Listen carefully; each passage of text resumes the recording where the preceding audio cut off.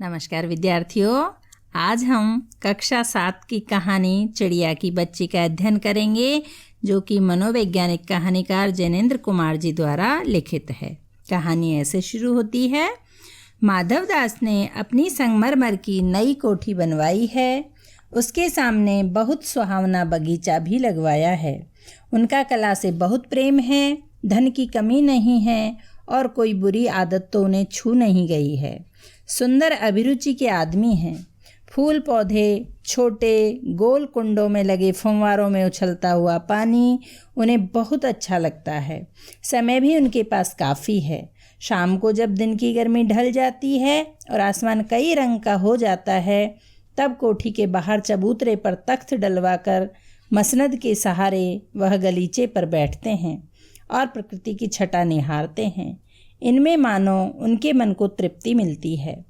मित्र हुए तो उनसे विनोद चर्चा करते हैं, नहीं तो पास रखे हुए फर्शी हुक्के की सटक को मुंह में दिए ख्याल ही ख्याल में संध्या को स्वप्न की भांति गुजार देते हैं। आज कुछ कुछ बादल थे, घटा गहरी नहीं थी, धूप का प्रकाश उनमें से छन छन कर आ रहा था।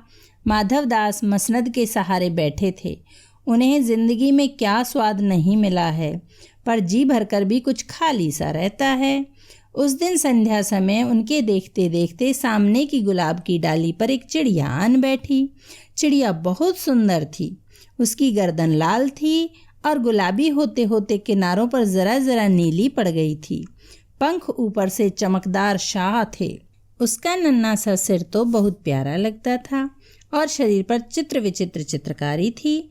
चिड़िया को मानो माधवदास की सत्ता का कुछ पता नहीं था और मानो तनिक देर का आराम भी उसे नहीं चाहिए था। कभी पर हिलाती थी, कभी फुदकती थी। वह खूब खुश मालूम होती थी। अपनी नन्ही सी चोंच से प्यारी प्यारी आवाज़ निकाल रही थी। माधवदास को वह चिड़िया बड़ी मनमानी लगी। उसकी स्वच्छंदता बड़ी प्यारी जान पड़ती थी। कुछ देर तक वह उस चिड़िया का इस डाल से उस डाल थिरकना देखते रहे। इस समय वह अपना बहुत कुछ भूल गए। उन्होंने उस चिड़िया से कहा, आओ, तुम बड़ी अच्छी आई। यह बगीचा तुम लोगों के बिना सूना लगता है। सुनो चिड़िया, तुम खुशी से यह समझो कि यह बगीचा मैंने तुम्हारे लिए ही बनवाया है। तुम बेखटके यहाँ आया करो। चिड़िया पहले तो सावधान रही, फिर जानकर कि बात उससे की जा रही है वह एकाएक तो घबराई, फिर संकोच को जीतकर बोली, मुझे मालूम नहीं था कि यह बगीचा आपका है। मैं अभी चली जाती हूँ। पल भर सांस लेने में यहाँ टिक गई थी। हाँ, बगीचा तो मेरा है। यह संगमरमर की कोठी भी मेरी है। लेकिन इस सब को तुम अपना ही समझ सकती हो। सब कुछ तुम्हारा है। तुम कैसी भोली हो, कैसी प्यारी हो। जाओ नहीं, बैठो। मेरा मन तुमसे बहुत खुश होता है। चिड़िया बहुत कुछ सकुचा गई। उसे बोध हुआ कि यह उससे गलती तो नहीं हुई कि वह यहाँ आकर बैठ गई। उसका थिरकना रुक गया। भयभीत सी वह बोली, मैं थक कर यहाँ बैठ गई थी। मैं अभी चली जाऊंगी। बगीचा आपका है, मुझे माफ करें। मेरी भोली चिड़िया, तुम्हें देखकर मेरा चित्त प्रफुल्लित हुआ है। मेरा महल भी सूना है, वहाँ कोई भी चहचहाता नहीं है। तुम्हें देखकर मेरी रागनियों का जी बहलेगा। तुम कैसी प्यारी हो। तुम यहाँ ही क्यों न रहो? मैं माँ के पास जा रही हूँ। सूरज की धूप खाने और हवा से खेलने और फूलों से बात करने मैं ज़रा घर से उड़ आई थी।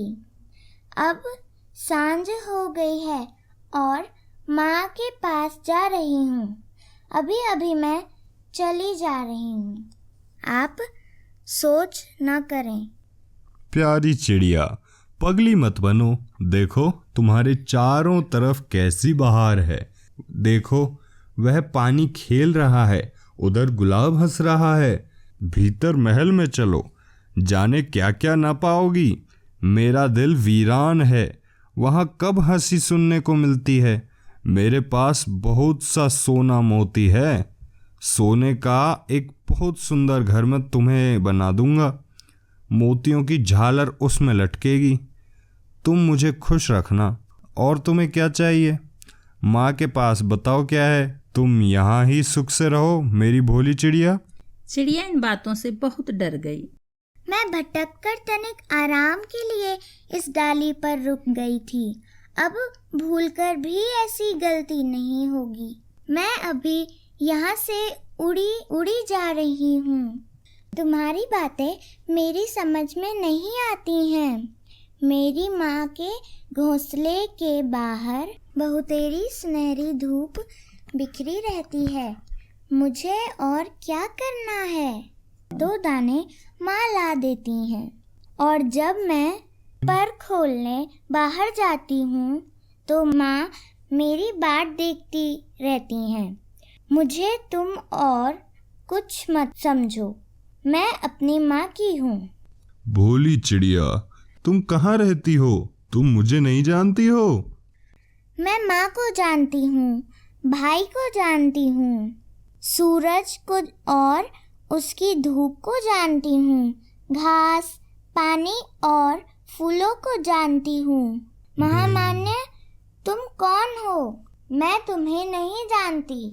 तुम भोली हो चिड़िया, तुमने मुझे नहीं जाना, तब तुमने कुछ नहीं जाना।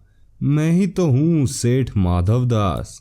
मेरे पास क्या नहीं है, जो मांगो मैं वही दे सकता हूँ। पर मेरी तो छोटी सी जात है, आपके पास सब कुछ है, तब मुझे जाने दीजिए। चिड़िया, तू निरी अनजान है। मुझे खुश करेगी तो माला माल कर सकता हूँ। तुम सेठ हो? मैं नहीं जानती सेठ क्या होता है, पर सेठ कोई बड़ी बात होती होगी। मैं अनसमझ ठहरी। माँ मुझे बहुत प्यार करती हैं, वह मेरी राह देखती होंगी। मैं मालामाल होकर क्या होंगी? मैं नहीं जानती मालामाल किसे कहते हैं। क्या मुझे वह तुम्हारा मालामाल होना चाहिए? अरे चिड़िया, तुझे बुद्धि नहीं है। तू सोना नहीं जानती? सोना उसी की जगत को तृष्णा है। वह सोना मेरे पास ढेर का ढेर है। तेरा घर समूचा सोने का होगा। ऐसा पिंजरा बनवाऊंगा कि कहीं दुनिया में ना होगा। ऐसा कि तू देखती रह जाए। तू उसके भीतर थिरक फुदक कर मुझे खुश करियो। तेरा भाग्य खुल जाएगा। तेरे पानी पीने की कटोरी भी सोने की होगी। वह सोना क्या चीज होती है? तू क्या जानेगी? तू चिड़िया जो है, सोने का मूल्य सीखने के लिए तुझे बहुत सीखना है। बस यह जान ले कि सेठ माधवदास तुझसे बात कर रहा है। जिससे मैं बात तक कर लेता हूँ उसकी किस्मत खुल जाती है। तू अभी जग का हाल नहीं जानती। मेरी कोठियों पर कोठियाँ हैं, बगीचों पर बगीचे हैं, दास दासियों की संख्या नहीं है, पर तुझसे मेरा चित्त प्रसन्न हुआ है। ऐसा वरदान कब किसी को मिलता है? री चिड़िया, तू इस बात को समझती क्यों नहीं? सेठ, मैं नादान हूँ, मैं कुछ समझती नहीं, पर मुझे देर हो रही है। माँ मेरी बाट देखती होगी। ठहर ठहर, इस अपने पास के फूल को तूने देखा? यह एक है। ऐसे अनगिनती फूल मेरे बगीचों में हैं। वे भांति भांति के रंग के हैं, तरह तरह की उनकी खुशबू है। चिड़िया, तूने मेरा चित्त प्रसन्न किया है और वे सब फूल तेरे लिए खिला करेंगे। वहाँ घोंसले में तेरी माँ है, पर माँ क्या है इस बहार के सामने? तेरी माँ क्या है? वहाँ तेरे घोंसले में कुछ भी तो नहीं है। तू अपने को नहीं देखती? कैसी सुंदर तेरी गर्दन, कैसी रंगीन देह। तू अपने मूल्य को क्यों नहीं देखती? मैं तुझे सोने से मंड कर तेरे मूल्य को चमका दूंगा। तैने मेरे चित्त को प्रसन्न किया है, तू मत जा, यहीं रह। सेठ, मैं अपने को नहीं जानती, बस इतना जानती हूँ कि माँ मेरी माँ है और मुझे यहाँ देर हो रही है। सेठ, मुझे रात मत करो। रात में अंधेरा बहुत हो जाता है और मैं राह भूल जाती हूँ। अच्छा, चिड़िया जाती हो तो जाओ, पर उस बगीचे को अपना ही समझो। तुम बड़ी सुंदर हो। ये कहने के साथ ही सेठ ने एक बटन दबा दिया उसके दबने से दूर कोठी के अंदर आवाज़ हुई, जिसे सुनकर एक दास झटपट भागकर बाहर आया। यह सब क्षण भर में हो गया और चिड़िया कुछ भी नहीं समझी। सेठ कहते रहे, तुम अभी माँ के पास जाओ, माँ बाट देखती होगी, पर कल आओगी ना? कल आना, परसों आना, रोज आना। ये कहते कहते दास को सेठ ने इशारा कर दिया और वह चिड़िया को पकड़ने के जतन में चला। सेठ कहते रहे, सच तुम बड़ी सुंदर लगती हो। तुम्हारे भाई बहन हैं? कितने भाई बहन हैं? 2 बहन 1 भाई, पर मुझे देर हो रही है। हाँ हाँ, जाना, अभी तो उजेला है। 2 बहन 1 भाई है, बड़ी अच्छी बात है। पर चिड़िया के मन के भीतर जाने क्यों चैन नहीं था। वह चौकन्नी हो चारों ओर देखती थी। उसने कहा, सेठ, मुझे देर हो रही है। देर अभी कहाँ, अभी उजेला है मेरी प्यारी चिड़िया। तो अपने घर का इतने और हाल सुनाओ, भय मत करो। सेठ, मुझे डर लगता है। माँ मेरी दूर है, रात हो जाएगी तो राह नहीं सूझेगी। इतने में चिड़िया को बोध हुआ कि जैसे कठोर स्पर्श उसके देह को छू गया। वह चीख देकर चिचियाई और एकदम उड़ी। नौकर के फैले हुए पंजे में वह आकर भी नहीं आ सकी। तब वह उड़ती हुई एक सांस में माँ के पास गई और माँ की गोद में गिरकर सुबकने लगी। ओ माँ, ओ माँ।